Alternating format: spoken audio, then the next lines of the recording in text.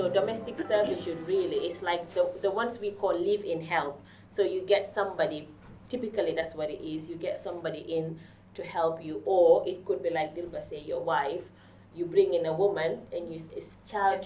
There's a very fine line between child marriage and domestic servitude, because some people, men, they would marry women, young girls, bring them over, and they will end up being their house help, basically. Young people that are brought into this country in the name of marriage, when really they're not spouses, they're slaves. We're promised back home that, you're going to go to university, or you're going for training, or you're going to get a job here, and then you end up coming in, you end up doing the house chores for this person, extended hours of house chores, childcare, everything else without pay, then that is slavery. So they expected to work day and night, and they get paid very minimum, which is, and they have really poor condition living and lifestyle. Most of them don't know they are being used, because they think they are helping them. Because you give me a place, if you don't give me a place, I'll be sleeping rough. Yeah. It's warm in there, it's cold. So you think, whatever he or she is doing to me, it's okay, because it's helping me. And that is not the case. It's like accommodating you, and then they would, maybe you decide, okay, they accommodate me, I'm trying to help them back, do the housework, and they leave it all on you. And threatening you at the same time. Oh, if I know you didn't have papers, like something like that, and you didn't do it, you upset me, I'm gonna report it. Also, that is also can be also part of it. Yeah. They go in a restaurant and they find people at the back living very poor condition, and they've been promised they will get their passport extended and they will help, but they just use them. They just use them. It's not the same as house chores. So a lot of times we bring people here promising them of good work, for example, or promising them that they will go into education, only for them to get here and find something else, something terribly different from what they were promised at home. So there's a lot of exploitation. There's a lot of control. So a lot of these people, they don't really have papers, for example, or sometimes they might even have papers, but the person that they're working for, or the relative, can take the papers away from them and hold their papers from them. They manipulate as well. Because they might say, well, I brought you in here and I'm giving you all this, things. So you kind of emotionally, they kind of blackmail you. Yeah. So you and I think again. But especially when they don't know about the rule. Yeah. We come different country to another countries. For example, like refugee, they don't know about the rule in this country. Someone they very clever, they just pick him up and then they like slave. They give less money and they do everything. Even not only men, it's a woman as well. Like woman they married came to in this country. They give the husband bring in. They live in here. Then man is not about the rule. They bring in woman is another country. Then they are like slave. They don't know about the rule. They don't know their right. They just stay at home. They get all benefit from them. They make the baby. They control the, like slave. They don't know about anything. It's not always the same, different situations. Some people, they don't necessarily have to be brought into this country. Some people are already here. I was one of the child bride, I bought in the UK, age of 14. I was married to a man who was about 10, 15 years older than me, because there is a belief if you marry to the young girl, they don't talk back, because their age is vulnerable. So they can use more. So I wasn't allowed to go out or do anything. So I remember before he goes to work, he used to work in a factory, I had to the one who had to wake up and make his breakfast ready, lunch pack, bring it to him, and then he would be, and washing his clothes, ironing, everything. So it's not always in a benefit, is that they want somebody to obey them. So and a lot of men, that's how I heard, like a lot of men, they believe the younger girls are more. They do what you wanted, They can control them. them more, So and especially if they bring somebody from outside of UK, they're more vulnerable. Yeah. Sometimes it's not about we don't know how to speak English. Yeah. It's depends on who you come to stay with. Because sometimes you can even speak the English, but if you come to where there's a woman or man, when they are controlling, they know you are young, you know nothing about the country, you are done. Yeah. So you will be home like, if they're going to work, they will just look you and go. Yeah. So if they come back, they will open you. It's not about the language. Even if you can hear the language, it depends who you come to stay with. That's another big problem.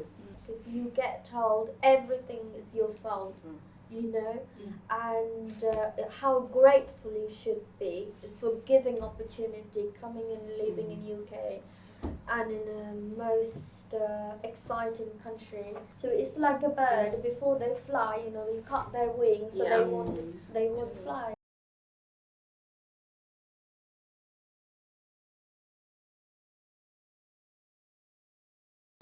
One of the barriers could be the fact that you're going to lose your accommodation. People might think that they wouldn't have any home to live in again because this person is housing me.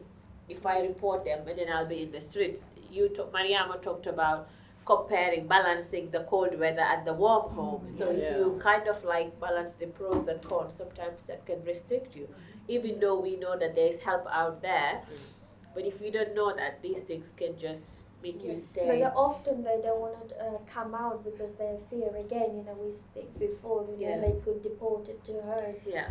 So some of the restaurant, especially my community, I heard a story. One room they would be living a 6, 7 of them. And in very poor condition, and they will be given food what left over from the customer, and they even have to clean, the restaurant, so yeah. That's right. So I think the thing is that people who didn't have papers, their confidence is very low.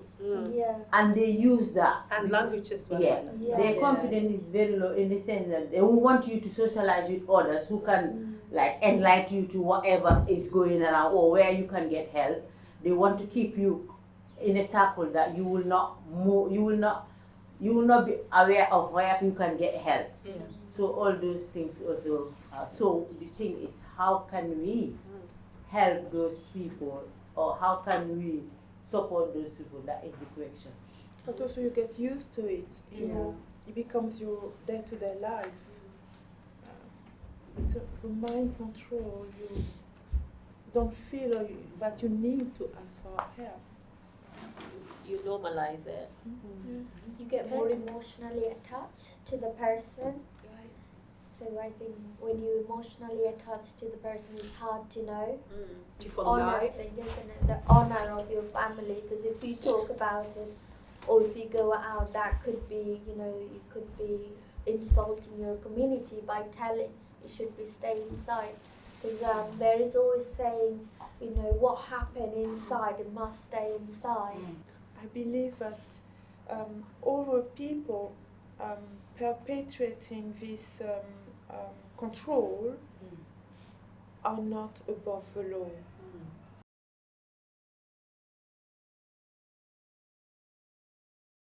You can get help from Salvation Army. They would do similar things like what you said the children's services would do. They would listen to you and they would support you. We've seen people who've been supported in this type of situation via them, and the services are confidential. The refugee services, like if you come to Refugee Resource, there's a counsellor there, for example. If we cannot support you, we'll send you to agencies that can help, like the modern day slavery. In fact, there is a helpline, the modern day slavery helpline exists. And when you ring them, you can talk to them, tell them what your situation is. And they've supported, like the case study that I've given you, that victim had indefinite leave to remain through that, because it was different agencies working together to support this person while she was still living in that household you know, without involving police or without involving the Yeah, this police. is good. So I think the important thing is just to talk to someone. That is really important, even if it's going to be a friend or someone you trust. So if they can trust you and know if you have a good listening and you're not judging, then they'll be more encouraged to talk to you. And I think as a society, I believe personally there is no organization can help everybody in a community until we all beware of our neighbor, what's going on behind the door. If we worry about something, rather than, oh, it's not my problem, close the door, maybe talk to them and see if you're okay. Just, oh, would you like to come over to mine and have a cup of coffee? So that's how you gain a trust. So I think it's important to have that kind of trust. You have to build a relationship, Doesn't matter where you are, workplace, look out for your colleague. Maybe they're not getting treated equal as you.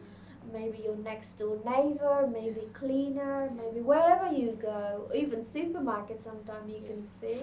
If you see anything, talk to them, ask open question, and they will open up. Because sometimes it's just take one question. Women groups can increase the awareness. There is a lot of women groups in different areas, and they will encourage each other. So because we need this to increase the awareness and also to give example, because there is a lot of people that experience this but they don't know the name of this or whether they can get help or not.